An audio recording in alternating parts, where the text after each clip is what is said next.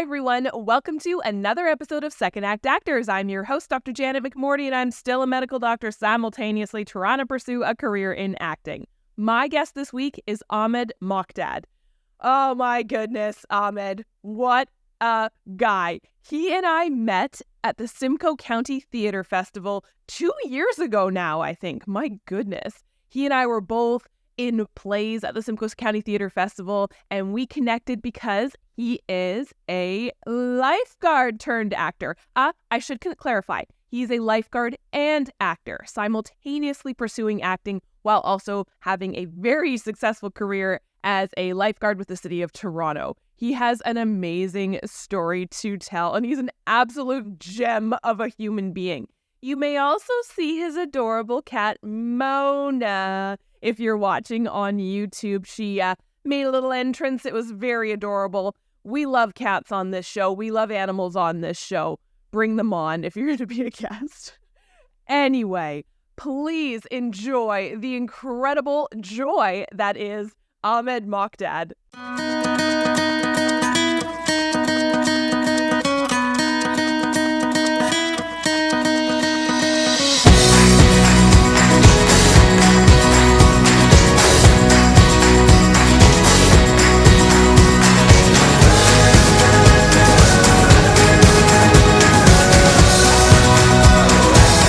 Oh my gosh, the most interesting things are when you don't really have a plan and they just come out of people. They just happen.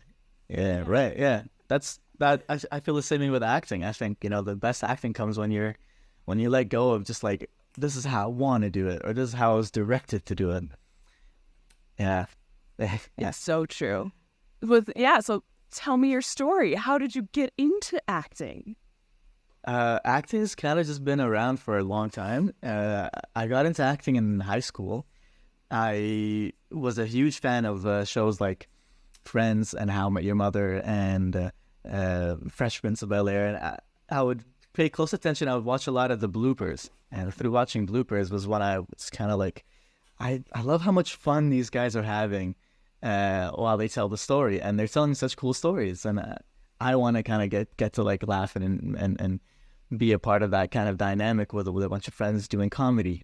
And so in grade 10, I was like, you know what, I'm gonna try it out. We'll take a drama class. And at first I was like, too cool. No, I'm too cool for this. This is not for me. And then like maybe like a week into grade 10, and I grew up in Edmonton, by the way. So over there we start high school in grade 10. So it was my first year of high school, and so I was, it was kind of like that idea of like, do I really want to stick? Do I really want to be in a drama class for the whole school year?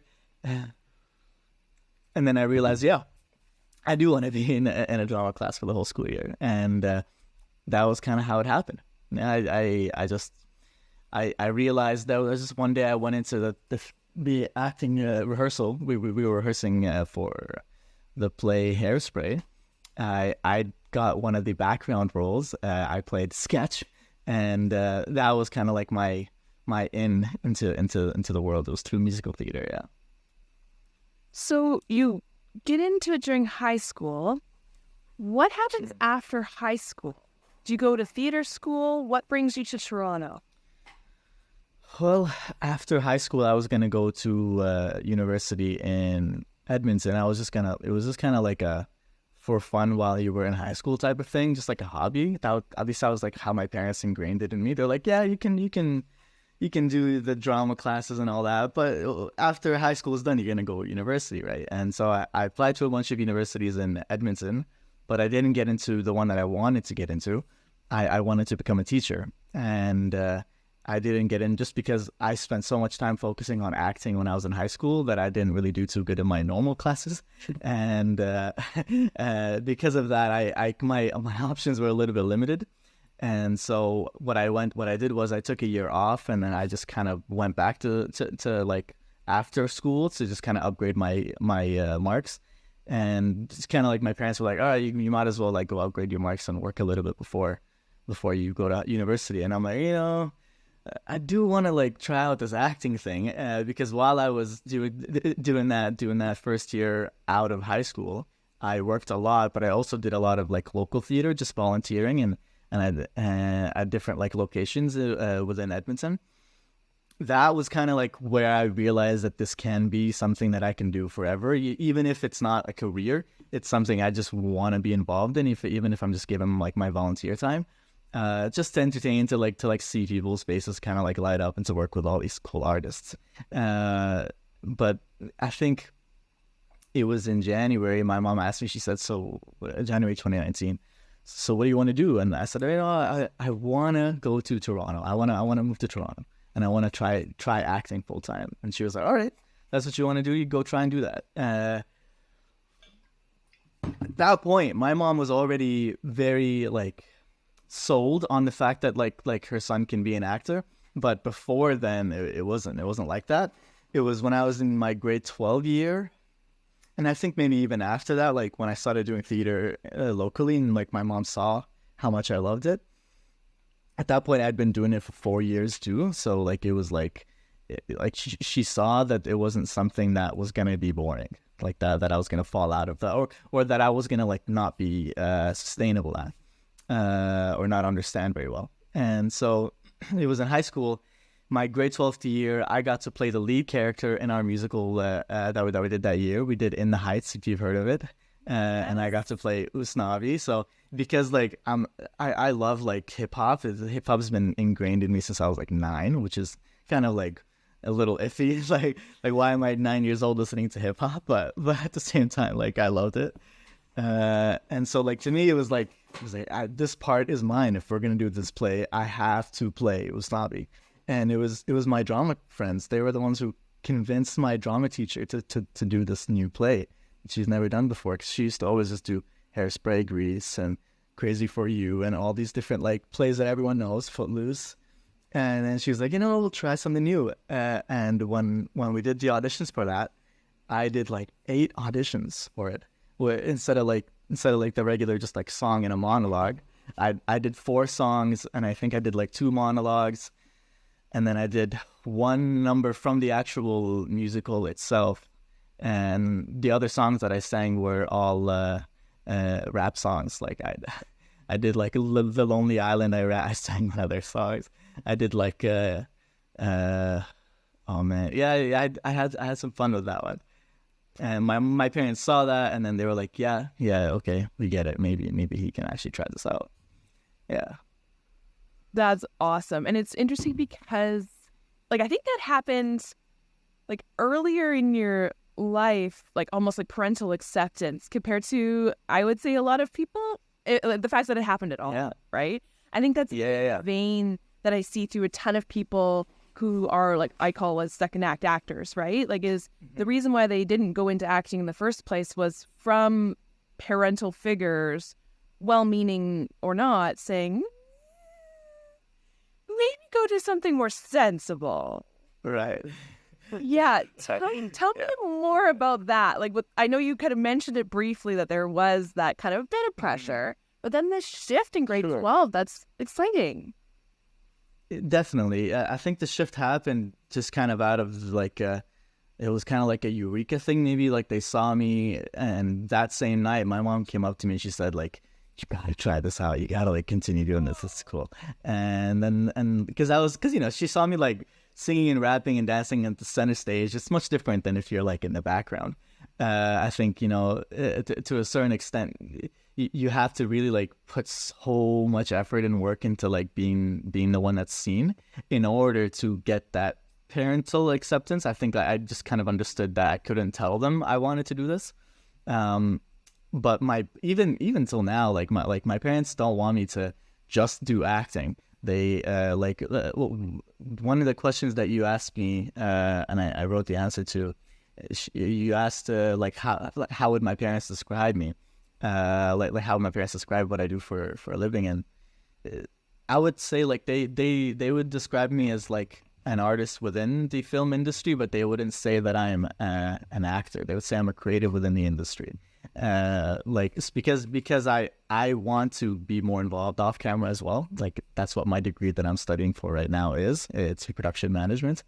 And so I think my parents like this idea of like an actor. I think they're very like I don't know how to explain it. Like they're understanding of the now, and so they understand all that. But they're immigrant parents. I think I got very, very lucky like with my parents, because they're not the most easygoing in other things. And I think probably my brothers being really successful in their own fields, so like that probably gave them the idea like, okay, we'll let Ahmed have his fun. Yeah. Are you the youngest? No, I'm in the middle. My little brother, my little brother, he just got accepted for his PhD. Right outside of his degree, he just finished his degree and he's going to do his PhD right away. Yeah, he had professors fighting for him. He's studying a lot in neurology. Yeah, he's a big smart guy. And my older brother, he's a software engineer. Oh my goodness. Yeah. Do you find, like, you kind of mentioned it, and I think, just throw a stereotype about immigrant parents that we hear so much about, like the deeming of success being like doctor, lawyer, engineer, nothing else, because people who came into this country fought so hard to get into this country and bring their family there. There's this feeling of, this is what I deem success because we need to have success for survival. Sure. But now that you have other siblings who've done that, is the pressure now just off? They're like, Ahmed will do his own thing. We've got 2 successful sons. He can go do whatever he wants. I would love if that was the actual case, but I think it's quite the opposite, honestly. I think my parents pay more attention to me than they do my brothers. Like they give me maybe twice the amount of attention that they give my brothers, because they know my brothers are going to be all right. Like, they're smart kids, but they're more introverted. They know they're going to keep out of trouble.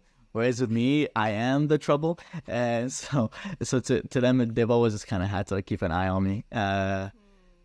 Yeah, but I think also my parents, they love television, and they love actors.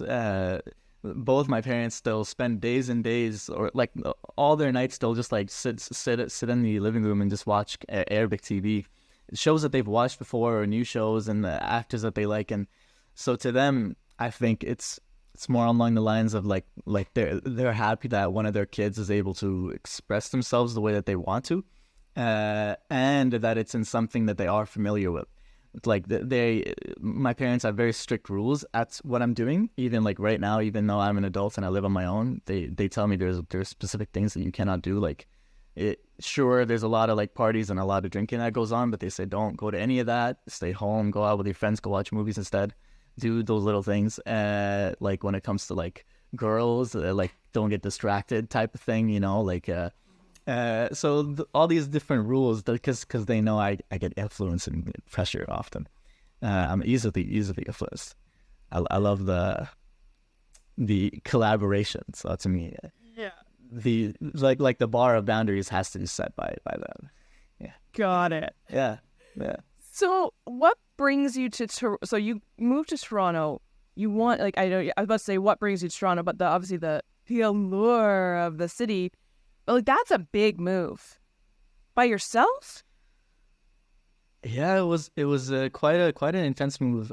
I don't think I was ever scared though. I think I was just very excited to get started. To me it was, I don't know how to explain it, because COVID kind of just like threw everything off the loop. So like when I came here, it was in 2019, and I had spent 6 months before basically working 60 hours a week, and I was gonna get to that, but basically like I do have a second career, and this is kind of my parents' way of like being like, okay, we know he's gonna be okay, because I work in life saving. I'm a lifeguard and I'm a swimming instructor, and so being a swimming instructor, like, that pays pretty well, and it's a very fun job that's very related to acting in a certain way. There's a lot of similarities. And also, like, I'm now like starting to go into more aquatics leadership positions. So like becoming a coordinator with the city of Toronto, and doing more work as a first aid instructor. I think I did a lot of that before I came to Toronto. So like in Edmonton, I was already certified and ready to go. So I think that was probably why I wasn't so scared, because I knew, like, sure, I came to Toronto to like act and like go to school and have some create this new life. But also, I came here. I was, I know I have a job and I'm gonna be all right. And I have something that I enjoy doing that I'm already like established in. That's outside of acting. It's something to keep me kind of grounded. I think that just having the lifeguarding job has saved my life in more times than I can count living here in Toronto, like just financially and more like on the mental side, like living in Toronto on your own. To be able to be a part of the community just makes you feel more, I guess, welcomed into the city. Yeah. Yeah. Tell me more about that. I think, and that's a lovely way of, saving your own life, but also you are literally life-saving as a lifeguard. Right? Yeah. Kind of ironic. Yeah. Tell me how ironic, right? Tell me more about that job. How did you get into that? Sure. And then more about, the similarities you're mentioning about that and acting. I'm so curious. Okay. I was gonna ask you the exact same question about how you got into being a doctor and then how the choice to change. And plus you just came back from like being in like Winter Olympics, was it? It was the Winter University Games. Yeah, the University Games. Olympics are the Winter Olympics are the largest. This is the second largest. Right after it. Oh, okay, cool. Yeah. I have so many questions about that because that looks so cool. But I guess I'll answer yours first. My dad was the one who kind of got me into lifeguarding and life-saving, the industry. I worked at McDonald's throughout high school, and I didn't really like that job very much. It was a great job. I met some really interesting people, and I got pretty far in the ranks. I was basically promoted to become like a floor manager, but at that same time when like I was offered like this, like people started talking like, oh, like you should become like a floor manager, now you're ready and stuff, and I was like, I don't want to like be around the fast food area. Like just looking around and smelling the air, it wasn't kind of for me. And so I told my dad, I said, I don't want to do this job anymore. It's not fun anymore. And he said, well, then go. Well, a friend of mine, his kid teaches swimming. Do you want to do that? And I was like, so I know how to swim. Yeah, why not? And so I took the bronze medallion class, like to see my life-saving skills. And I passed that, and then I took the bronze cross, and then I was certified. And then I started assistant teaching with my bronze cross, and then using like assistant teaching, just like voluntary. Using those hours, I got my instructor's course done. And then I became an instructor up until I graduated high school. That was in grade 12, around the same time I did In the Heights. And then after high school was over, when I got my diploma in Edmonton, it's different than here. Over here, which is kind of odd, you can be hired to become a lifeguard at 16, but in Edmonton, you have to have a high school diploma in order to become a lifeguard. You have to be over 18 and you have to have a high school diploma. So, which is different than here. So I thought it was kind of interesting. But anyways, I got into lifeguarding after I've already been an instructor for like a year, maybe. And once I became a lifeguard, that was when I realized that, yeah, okay, like I can do this. Because instructing was fun and all, but it was a lot of commotion. And in Edmonton, it's the way that they run the classes is a little different than the way they run it here. Here, it's a lot more, I think, to my style. And also being a lifeguard gave me the opportunity to progress in the aquatics industry outside of just being an instructor, like becoming a supervisor and whatnot. Yeah. So that was how I got into it. Yeah. What's you noticed similarities between lifeguarding and act? Well, in both careers, you have to do a lot of waiting, just vigilantly, just kind of like staring and just kind of hanging out. In one job, lifeguarding, I'm just waiting for an emergency to happen, and in acting, I'm waiting for someone to say my name and just get started. I guess you can say a lot of waiting, but I think like to a more like honest answer, there's a lot of, you have to really know how to control your breath, and when you're good to be a good swimmer, like to be able to save someone's life inside the water. And to be a good actor, I think you also have to have really good breath control, just understanding of how your breath works. I think also instinctual behavior is an important one. So like to be able to know the right instincts and I think the one thing that I learned about acting through lifeguarding would be that repetition matters so much. And I think, to a certain extent, maybe sometimes I get conditioned as an actor to be like, oh, try to stay authentic. Don't repeat it too much. But when you put it like in a seat, like a life-saving scenario, you have to have done so many training opportunities and my cat and situations like. I'm sorry. She's just like, oh no, stop it. Stop here. Come say hi. Oh There she is. This is Mona. Hi, Mona. Hi, Mona. You want to Oh my hang out God, here? she's Okay. so cute. Oh, okay. Oh, all right. Yeah, and she likes to bite on the Son wires. being on the camera. Yeah. Yeah, you're like, no, not for me. Anyways, instincts. You have to trust your instincts as a lifeguard. 1 second miscommunicated is like could cost someone's life, and so and I'm sure you understand that being a doctor, working in the health and safety field, to know how good your instincts are, to be able to trust your blink, as Malcolm Gladwell says, it's really important. Yeah. That is so interesting. And let me know if you resonate with this. So what I notice when I'm in a emergency situation, so like the one that always comes to my mind because I do it fairly often, is like an emergency C-section. Like it's like seconds, right? And everything goes really, really quickly.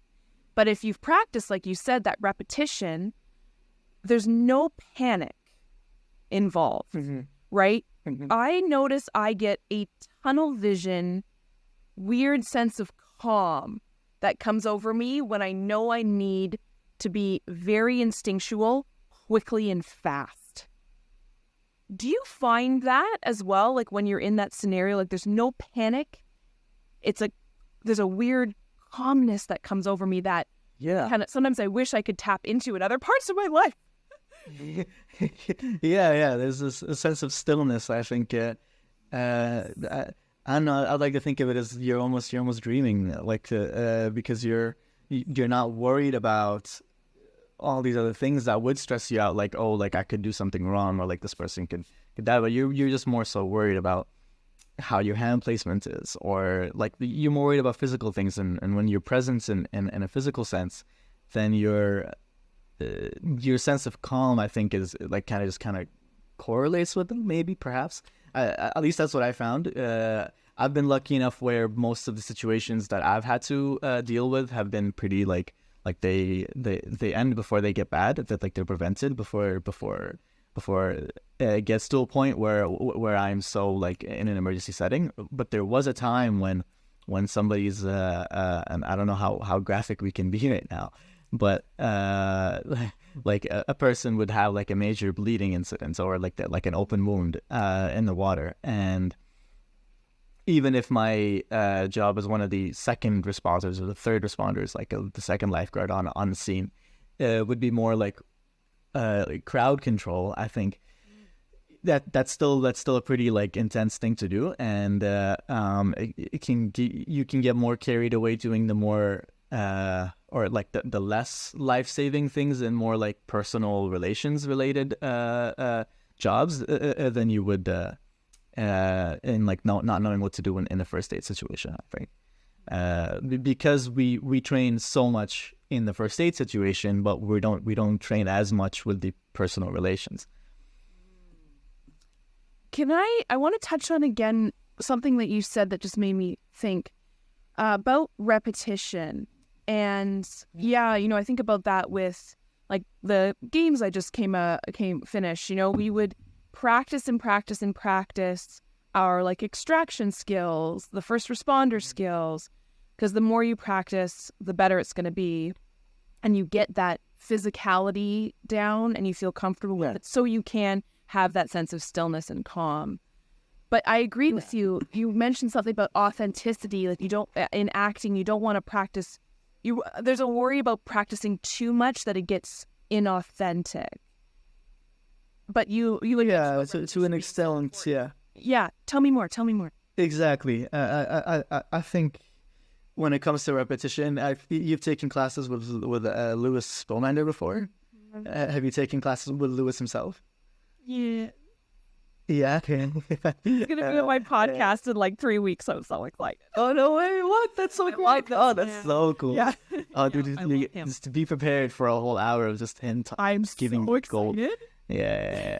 That's great. Well, I think, you know, like what I have to answer about that is a lesson that I learned from Lewis about, like, when it comes to repetition, it doesn't have to always be repeating the lines, because the lines can be learned based off of your memory. It's more of a cognitive thing than it is a behavioral thing. Like I guess sorry, it's more of like of a biological thing than it is a behavioral thing. Whereas if you want to kind of practice the behaviors and be in more control in that sense, more calm and being in a high stakes environment, you can do repetitions by just practicing the way an athlete would practice, by, like, if you sit down and meditate and think about being sad and think about being angry and things that make you angry, the people who make you angry, why they make you angry, and all these different feelings that are other than angry. I think once you, like, just practice the ability to, like, do that memory recall, not necessarily memory recall, but just like how you react to a certain association, then it doesn't matter what the words are. I think the repetition will come from the understanding of what works when, you know. But it really all comes to, I guess what I mean by repetition is practice. Like, practice the way an athlete would practice. Like, you do 20 reps of one feeling. And yes, and so that's really interesting. I think I've talked about this before on this podcast about my own personal experiences with bringing up tough emotions. And, like, I get auditions for, like, stressed out mom of toddler a lot. Sure. And I'm like, great. I love it. What I found really interesting was, you know, I when I was first starting out, I'd say, okay, I'm going to do this self-tape for stressed out mom of toddler after a big, crazy day of work where I'm already stressed out. So I'm going to come home and already have that emotion within me, and it's going to be so authentic, which was was false. What I would find would be the most authentic would be when I could sit and, like, meditate and get cleared away, get that stillness, like you said. Mm-hmm. And then I was able to bring up stressed out mom from nothing, which I didn't think was a thing. I thought, oh, look at me. My life's already stressful. Let's put it on camera. No, it just didn't work, which was new to me because, again, like, I'm just learning how to do this. So I think that's, the biology of it is just fascinating. It is, isn't it? It's one of these things that keep surprising me every day about this job. Like how is it that I have a friend of mine? He is such a great actor. The one thing he doesn't do is put on a show. Like, he doesn't. He's a very just kind of like, he reminds me a lot of like a Christian Bale maybe, or like a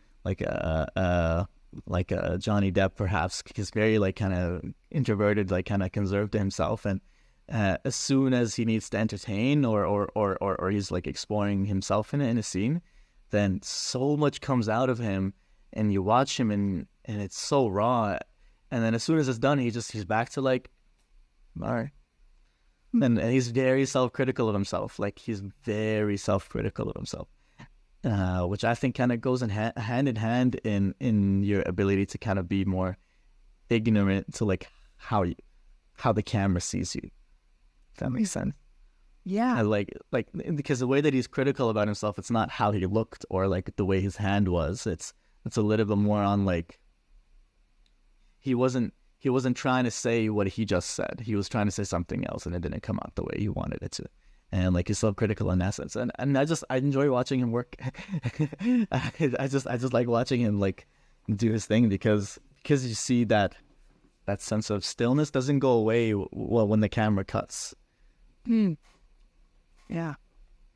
I think that takes a while. Yeah. I think it does, right? I think that, and that's I don't know, I think that's the tough thing about acting, that so many people think it's something that, there are some actors who it's innate, right? They are born talented. They're born that way, and they're just plucked from obscurity, and they never needed to go to school. And it's just a natural instinctive talent. But I truly think so much of the ability to do that, and when you listen to actors speak about their education and their training, like they never, for the most part, never stop training, because that stillness can be taught and worked on and trained. Yeah, absolutely. I guess I never even looked at it like that. I've always taken classes because the main reason for me to take an acting class, is to meet people and have fun. So like, I guess to a certain extent, I'm really just trying to understand how to be more still. Yeah, because I've not been still. Like, you ask my mom, she'll tell you like she had to like cuff me when I was a kid. Being still is not something I know how to do. But I look at my brothers and the way they talk, I'm like, that's like capturable. That's so authentic and so you, because you're not worried about all these different things that an actor worries about. Well, and I think, do you think your background in theater, like that would propel you to succeed in theater? Because theater acting is so big to project the emotions to the back of the theater. Where film and television, it's like, don't move at all. You just need to think it, and you can see it in your eyes. It's so still. Yeah, and breath. And you're like, oh, for God's sakes. It's hard. It is. I was watching this new Netflix movie that I watched the trailer for with Eddie Murphy and Jonah Hill. I forgot what the name of the film was, but it's a comedy. And I was watching this one scene where they were in the car together, and the first thing I was thinking was Jonah Hill, the same guy who maybe 15 years ago was like doing the biggest motions in order to like actually like be captured on a screen, is now like basically just looking at Eddie Murphy and just like saying something in the most like calm and still way, and have that be just as funny. And I think to an extent, I think possibly it's a technological aspects that we have to just kind of understand. So like in theater, that technology is just it's never going to get to that capacity where someone is this close to you and they're acting in front of you, and because it's not realistic. But in a film, the specs are so clear now that every tiny little thing matters, like, and the mic will capture everything.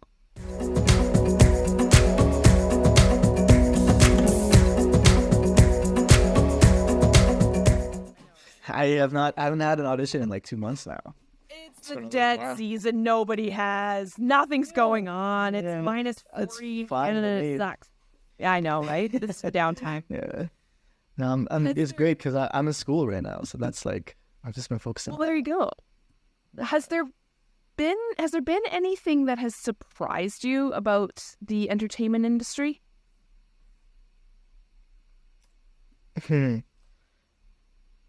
The entertainment industry. I don't know. I feel like there's a lot of surprises about the entertainment industry. I don't know. I like a lot of the surprises that I am surprised by, I think, are things that are so obvious that I feel like I should have known already. Like a casting director wants to see actors act. They enjoy doing that. That's why they became a casting director. I think sometimes like I get surprised by that because like it's such a demanding job, and because you're spending so much of your time looking at actor after actor. Like you can't help but think that it can be a little like mundane, right, or a little tedious. But they love it, and so like these things like. Perhaps not everyone, perhaps not every casting director, but I think the ones who continue doing it and are really good at it are the ones who obviously love it. But I don't know, I can't think of many surprises from the industry so far. a lot of the surprises that I've learned about the industry have been on the producing side. Like as a production manager, what I've learned in school has been very surprising. Like the reason why a lot of Americans come to Canada to shoot is because of the tax incentive. And I didn't know about all that, but I was like, oh yeah, that's why there's so many things filming here. Because they make their money back just by coming to film here. They don't even have to make the money. Yeah. Canada provides these things just so that people come in and hire people here.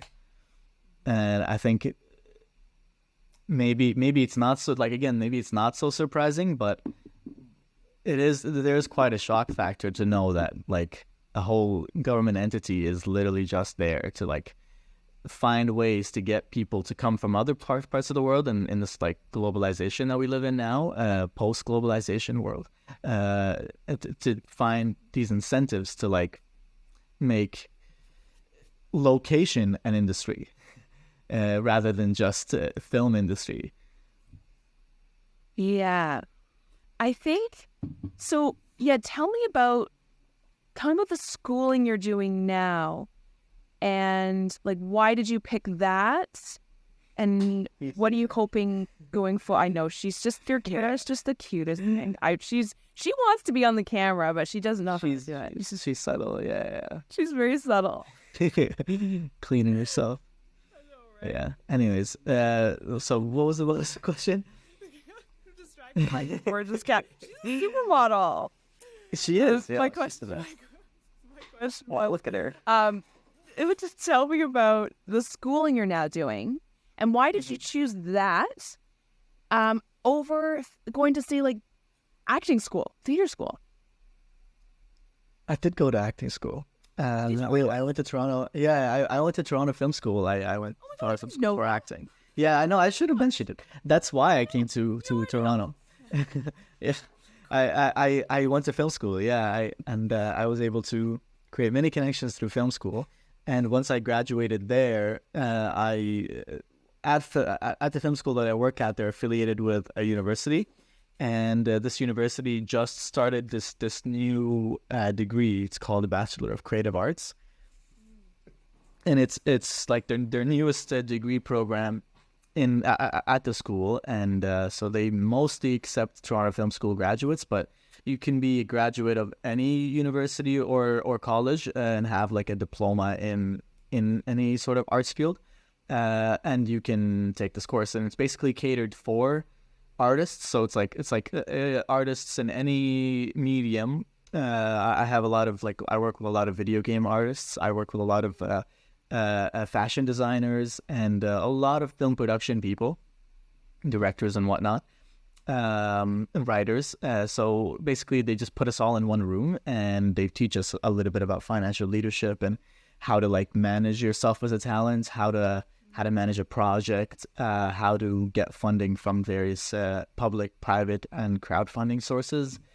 They just kind of give you a sense of it's kind of like a producer's a residency kind of similar to, but it's a bachelor's degree. Like it's a degree.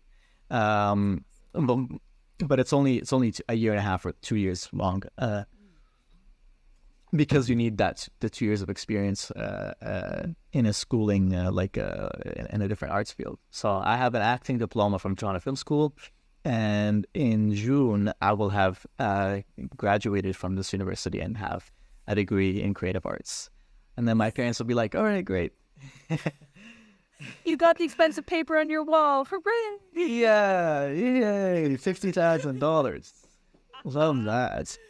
Oh, it's so great. No, I think it'll be useful because I've learned so much about how to produce now, and I already have like jobs lined up, people I want to like stage manage with, and I know this production company, this theater company that is now starting to be on the rise, and they're looking for an operations manager. So like these types of jobs I would love to do, and it would be a way for me to kind of like step away from aquatics a little bit and focus more on the production side. But also I am a first aid instructor as well. So, and I do like teach leadership courses. So like I can instruct a lifeguard on how to become a lifeguard. So I would probably start doing leadership courses rather than lifeguarding and working with the city. if it was the case where like I would actually utilize this degree. But ideally, I just want to do theater. I just want to act on stage. Do you have any advice for anyone who is interested in pursuing a career in acting, but also balancing another job, another career like you are currently doing? Sure. Yeah, I think I've always told people this. A human can do more than one thing at once. Like we are capable at multitasking, though it is difficult. It is something that we can do. So like, might as well do it. So don't think that you're incapable. Like, just try to always remind yourself every day. Like, as humans, we are able to do this. Many people can do 2, 3, 4 things at once, and so if they can do it, I can. I've always had that mentality, so I feel like that kind of helps me. As someone who is going to school, is an actor, works a partially full-time job, and like tries to stay active within the industry as well. I know how to time yourself. Time management and scheduling is so important. If you don't like this, if it wasn't for this phone, I would be so lost in this world. And if it wasn't for the calendar thing, like I would miss so many things.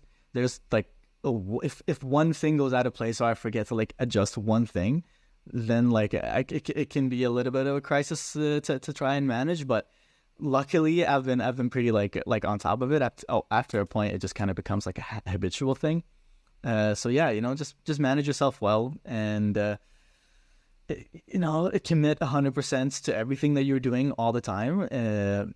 Like there's like this idea that like, okay, in order to like be a mom, right? Like, and I've done a little bit of reading on how mothers are able to work and are able to still like live their life while having to take care of a whole person. And the main thing is just be able to like focus on exactly on what it is that you're doing right now, nothing else. So if you're thinking about your kid while you're at work, then you're not going to get much done at work, and people that you're going to be working with are going to have a hard time working with you.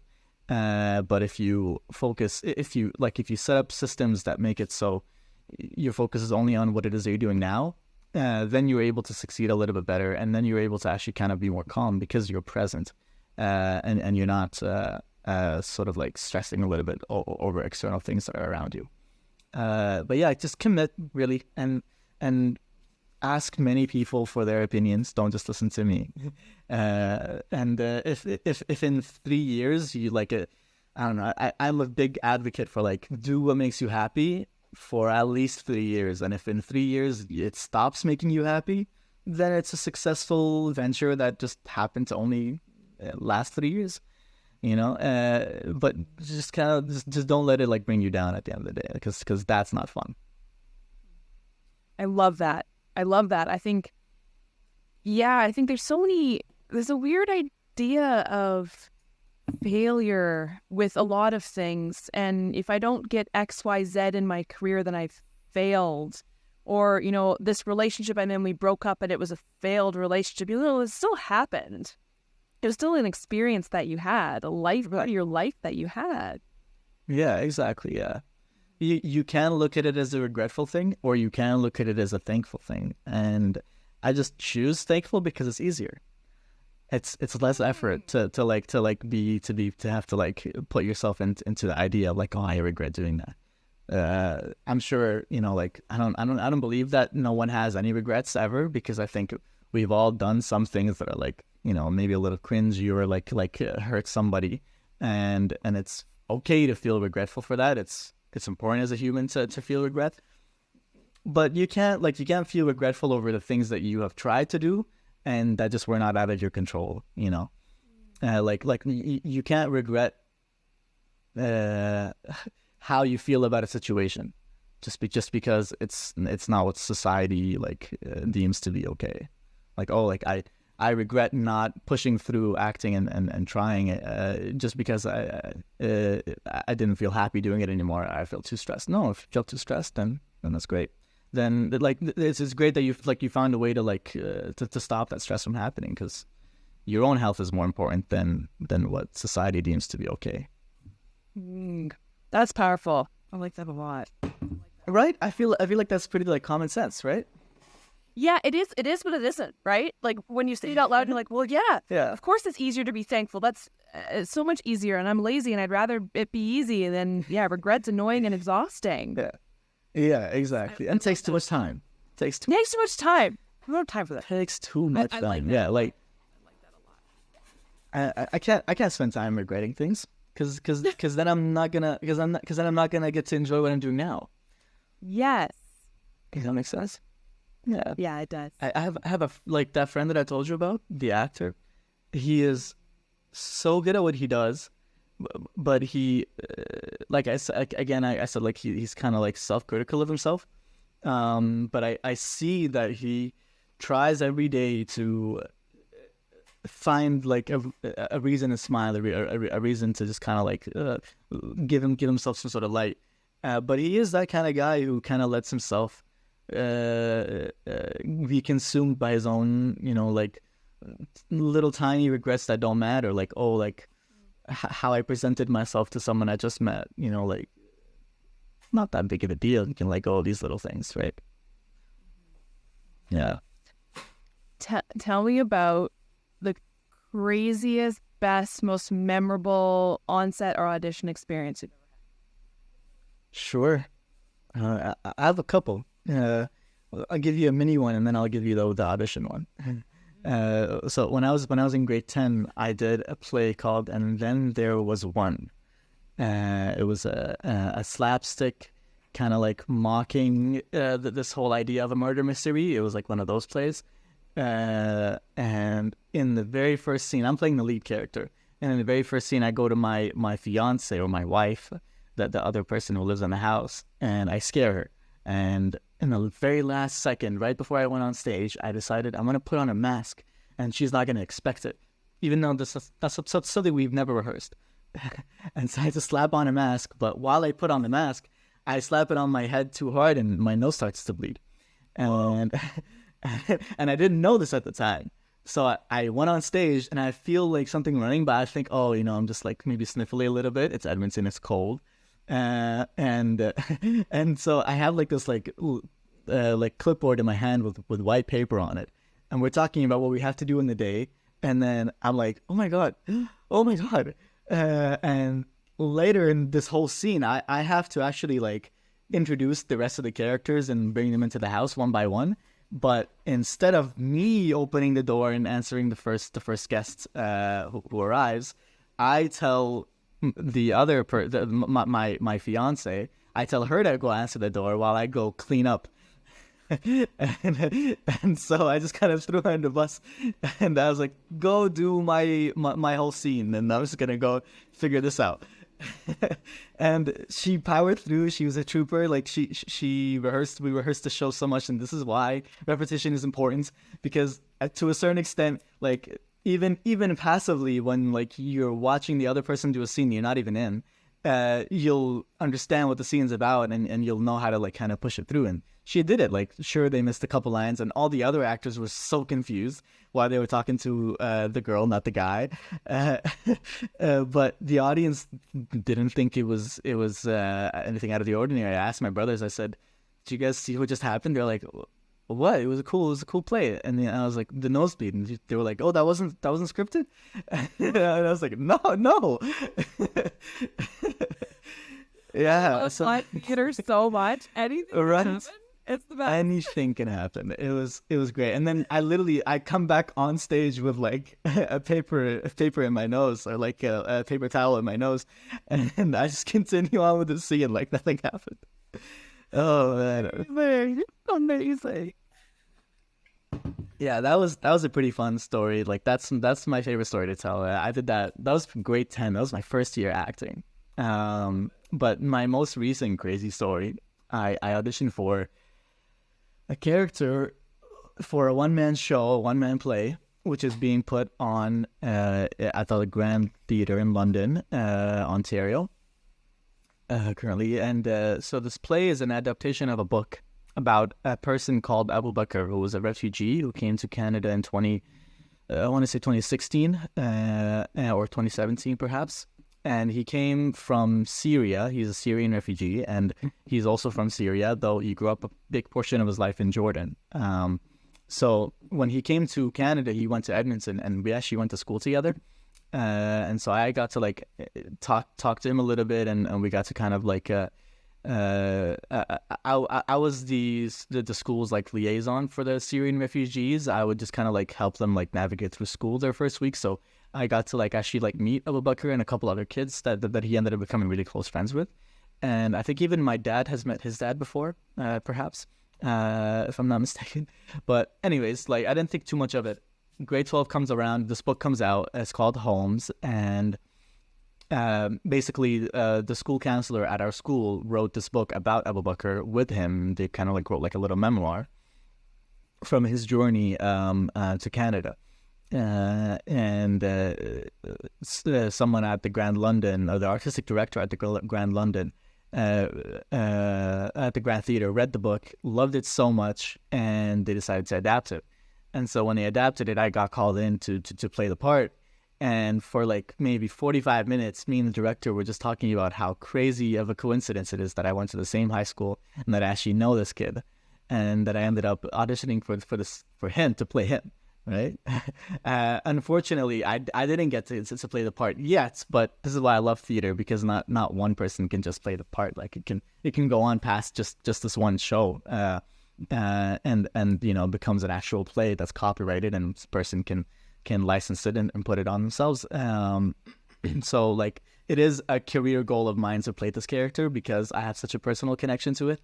But it is something that probably like I think I left the audition thinking that I didn't get the part just because I was too close. And then I got called back, and then I was like, oh, I got the part. There's no way no one else got this part. And then lo and behold, Nabil comes in and woos them away, and fully deservedly like gets this role that I cannot wait for him to like put on and see it and see what he does with it. He's such a great actor. Like when I saw him do Martyr, I was like, Nabil. Oh, Shout out to Nabil. Yeah. Anyways, yeah. That is an incredible story. Like, right? And these things, they happen so often in my life. These tiny little moments. Like one time there was I look up at the fire alarm that's going on, and I look at my roommate and I'm like, is this fire alarm ever gonna turn off? And then it just turns off. Like these little moments. Yeah. And wow. I was gonna say the world is so small. Globalization is image. Yeah. But the entertainment industry is so small. Even though we feel like there's so many actors, so many people, but like I don't know, it's so tiny, and I think especially like the good ones are so tiny, right? Like those of us who, and I'm putting myself in this category narcissistically, I'm putting you in this category, who like are so supportive and kind, and like, you know, we're gonna go see Nabil in every play he's ever been in, right? Like just supporting each other makes it even tinier, because like you want to hang out with people who are going to support you, and vice versa. Yeah, absolutely. Yeah, exactly. Who doesn't want to be around someone who boosts them, right? Exactly.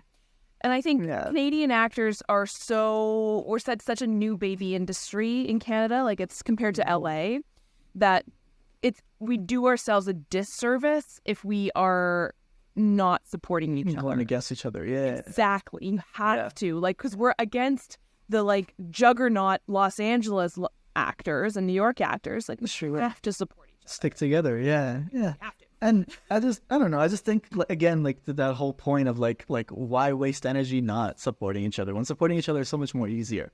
It's so much more fun. Yeah, it's so much more fun.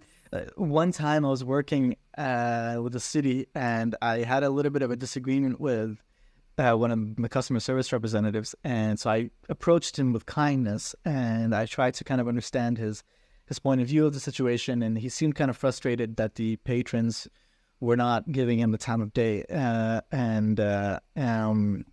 you know, patrons can tend to be a little bit, depending on who it is. It's a public pool, so we get a big mixture of people, and not everyone's going to be nice, though most people are. And the way that I approached him was with a sense of kindness and empathy, and I think he was like, "Oh, no one talks like that. Like, why are you being so fake towards me right now?" That's what he told me, and he was a kid. He's 15 years old, this guy. And so like I get it out, like, you know what? I understand that you're frustrated right now, and so I just kind of took a step back. But our party was like, man, like, how else am I gonna approach if not with kindness? Like, how would I talk to you then? And I didn't know how to approach him. I felt at a loss as a supervisor to try and connect with my with the customer service representative, because I didn't know how to react to what he said. Totally. Well, and like how sad that he didn't know what you were doing, because like had he not ever witnessed kindness before? I mean, I sure he has. I'm sure he has. I think maybe to an extent, I can tend to be a little bit like very like by the book, and that can come off as a little fake or a little like too trained, as one might say, like not as spontaneous because you spend so much time reading the lines. Yeah. So perhaps I did come off as inauthentic, but I just came from a sense of trying to understand what he was going through. And maybe other supervisors that he's worked with have just been more direct, like, no, don't do this, do this, and so maybe he was caught off guard with that. Yeah, but him and I, he was fine. Like later on in the day, he apologized. I apologized, and we figured things out. And I just told him, when in doubt, just blame the patron. Because it's all the patron's fault. Well, I think I kind of wonder about if he was expecting you to come at him with anger, and so he had made that up in his mind that was going to happen, and so he was easily able to kind of paint you as a villain, and when you didn't, that probably took him off guard and was like unexpected. And when things are unexpected, that's when you kind of go like, this is not the thing I made in my brain, this is not the schema that I thought. Then that Right. would lead to, like confusion, which would, I guess, project out as anger, right? So you didn't do what was in the plan. Maybe not at that moment, but I think, I noticed a sense of growth in the way he worked later, because he started to kind of be more patient with patrons, and if he was having troubles with the like point of sale system, he would right away just like tell me, just go deal with it, and he would like leave the room rather than like escalating the situation. He just understood that he was able to trust me, and perhaps maybe like it was that interaction that we had that helped him get there. Yeah.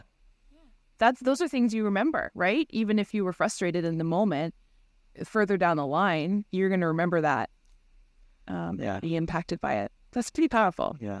You'd be surprised. More often the situations I have as a lifeguard are with my patrons. Are with my coworkers rather than with my patrons. Absolutely. Any public facing like job, I think, it's a trip.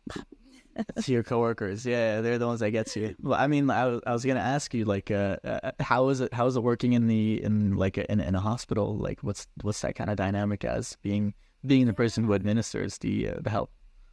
It's it's very similar, right? Like, I think when you were saying you deal a lot more with your colleagues than you do with the patient, I think that's 100% true, because there is a bit of compartmentalizing and separation between like colleagues versus patients, so you act a different way. I think working in the hospital has definitely changed since the pandemic, right? How can it have not? Mm-hmm. But I think like I remember learning something when I was in medical school, and it was the term "kill them with kindness" and give them no reason to be mad at you.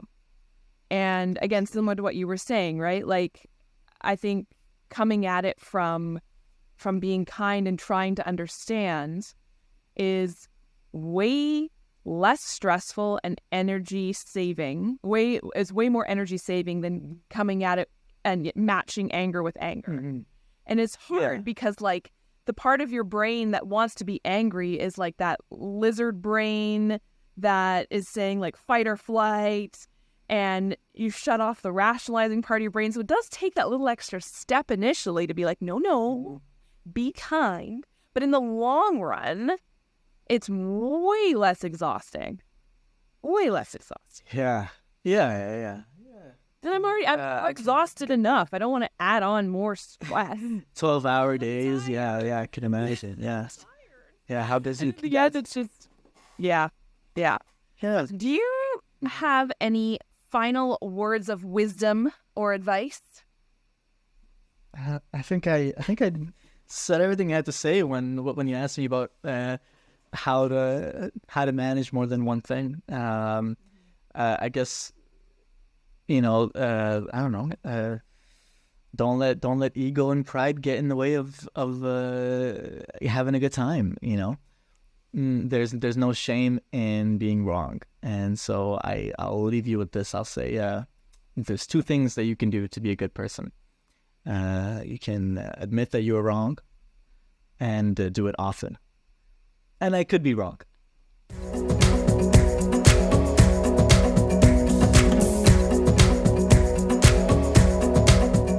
Thank you, everyone, for tuning in, and thank you, Ahmed, for being my guest this week. Thank you so much for taking the time to share your incredible story with me and my guests. I am so, so happy that we met through the Simcoe County Theater Festival. You're an absolute joy, and I'm so excited to continue celebrating and cheerleading your career. Oh, you're just such a gem, such a gem. I hope you will all tune in next week for another episode of Second Act Actors. Bye.